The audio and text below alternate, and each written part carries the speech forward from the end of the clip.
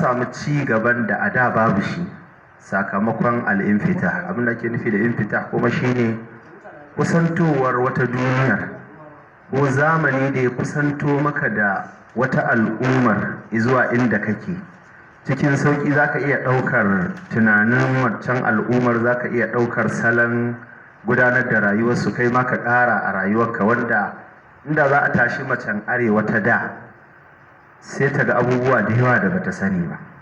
A yau kuma za ka ga abubuwan sun zo sun mamaye mu. Daga ciki a kan abin da ya shafi harka ta tunanin macen arewa, a da tunanin macen arewa na familinta ne.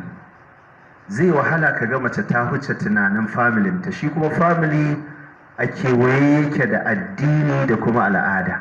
Wayannan abubuwan guda biyu su ne abin da suka dabaibaye macen arewa.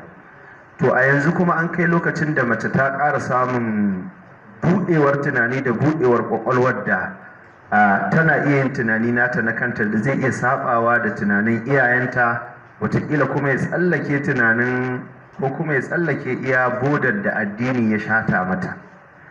Misali, idan muka ɗauki batun aurar da mace, ana yin auren dole a da, amma da yawa daga cikin cases ɗin da suke zuwa kotu da wanda suke zama matsala su haifar da abin da bature ke cewa social vices, ba su da yawa idan kai la'akari da cases ɗin da ake iya haƙura a zauna da auren dole saboda rashin wannan wayewar da mace za ta ga cewa tana da 'yancinta da za ta iya yin zaɓi da kankin kanta, wanda a yanzu da zarar lokacin aurar da yarinya ya yi, iyayenta hankalinsu ya tashi kenan akan tsakanin zaɓinta da kuma zaɓin da su za su iya mata.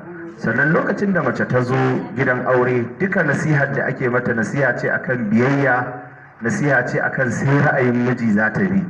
Amma yanzu an wayi gari saboda ci gaba da muke ganin cewa matayenmu sun samu, mace tana da da'awar wa'yansu haƙoƙi a gidan mijinta. Wannan daga cikin haƙoƙin na akwai waɗanda sun tsallake tsari na al'ada, wasu kuma sun tsallake ma tsari na addini, wanda a ma'aunin mutane gama gari wannan ma ci gaba ne. Haƙƙi na magana, haƙƙi na ra'ayi a wajen gudanar da al'amuran rayuwar gida, haƙƙi na tsara siyasar tarbiyyantar da yara. Wani lokacin ma za ka iya ganin an yi saɓani tsakanin mace da miji har ta kai ga ko rashin magana ko wani abu akan makarantar da za a sa yaro. Wani lokacin akan yadda za a sarrafa aƙiƙa ma in an yanka akan haƙƙin mace ne ko haƙƙin namiji.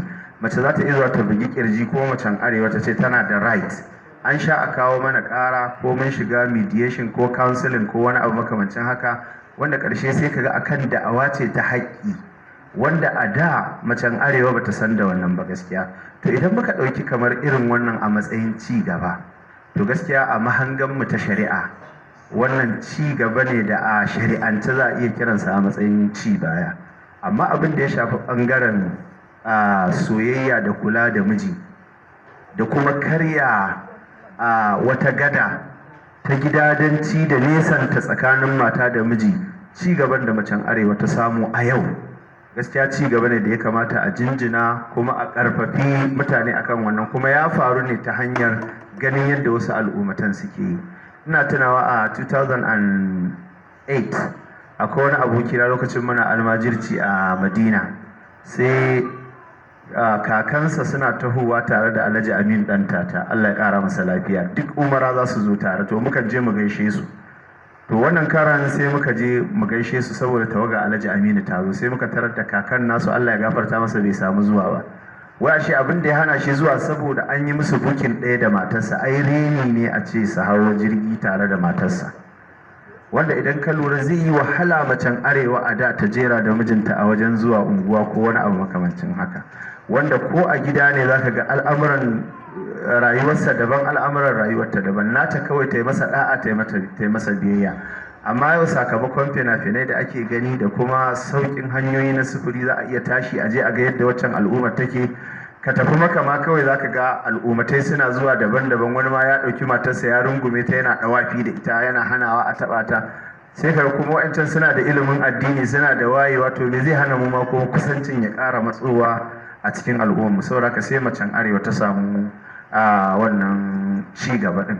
ina ga to da kuma za mu ɗauki hadara da sakafa da sauran abubuwan da za a iya fassara su a ci gaba, za mu auna mu ga cewa akwai ci gaban da macen arewa a yau in ka faɗa kowa ya san cewa an same shi a matsayin ci gaba, kuma za ka iya gane cewa koma baya ne a addini ko kuma abin da ya kamata a jinjina ne. Assalamu alaikum.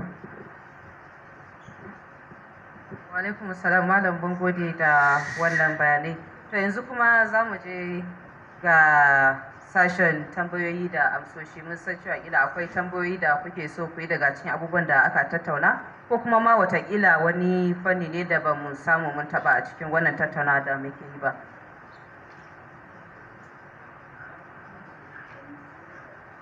Waye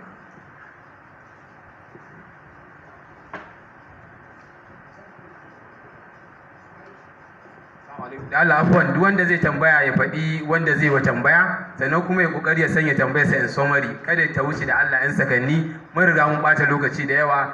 Ka faɗi directly wanda za ka yi wa tambaya, kuma tambayar zuwa a mecece a kanta kawai kai tsaye, ba jawabi ko sharhi ba, ga malamai za su yi mana sharhi. To da Allah mai tambaya ya daga hannunsa sai a miƙa hannu. Tambaya, ki faɗi suna kai tsaye da kuma ƙungiyar da kike, sannan tambayar ki zuwa ga waye, kuma sannan ki sanya tambayar ki cikin kalmomi masu kankanta. Assalamu alaikum, sunana Amina Muhammad, ni ma memba ce ta Albaqiya. So tambaya na ga barista Aisha da Professor Suwaiba da namanta sun ɗaya malamin Dr. Abdulkadir. Okay, ta farko barista Aisha, da Allah, is there any, sorry,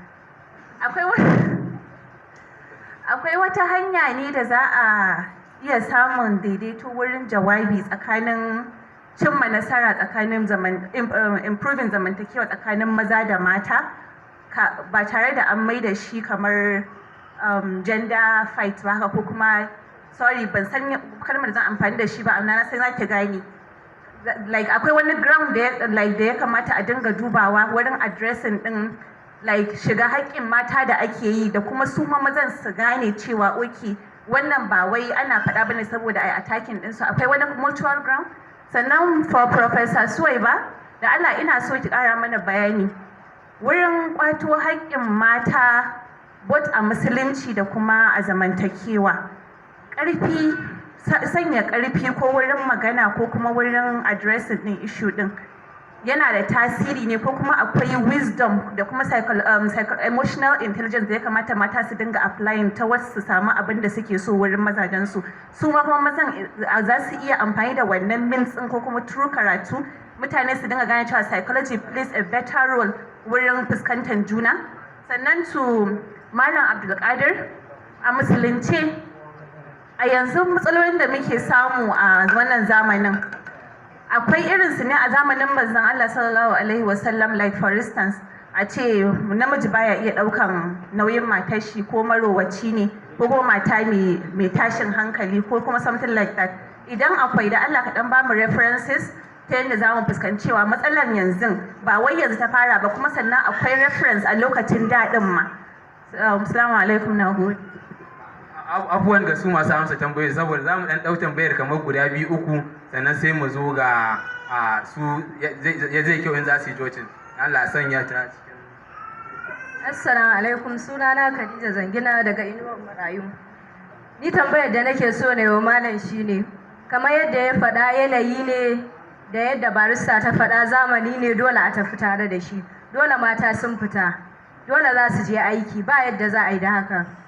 Abin da nake so na tambaye shi shine wani jan hankali zai wa waɗannan matan da suka fita, yaya ya dace su fita, me ya dace su in sun fita, ko ko a'a kwata-kwata kar su fita ne, shine abin da nake so da Allah a dan daɗa jan hankali a kai. Sorry, na ce tambaya kawai, amma akwai comment da Allah, amma mutum da zai yi comment ya yi shi cikin shi ma takaitaccen jawabi. Assalamu alaikum warahmatullah. Sunana Ismail Awal, ni ma member na Albaqiya Foundation. Lokacin da barista da dakta suna tattaunawa, barista ta yi mentioning wani abu wanda shi ta yi tambaya, Amina ta yi tambaya akai. Nakan cewa lokacin da ana tattaunawa, irin wannan tattaunawa yakan zama confrontation tsakanin maza da mata. Sai kamar sai a ɗora maza a wani defensive position, sai a ga cewa sai mu dinga gani cewa kamar mata suna attacking din mu ne. Ni ina gani problem din ko kuma mistake din da muke majorly in muna irin wannan conversation din is ba ma respecting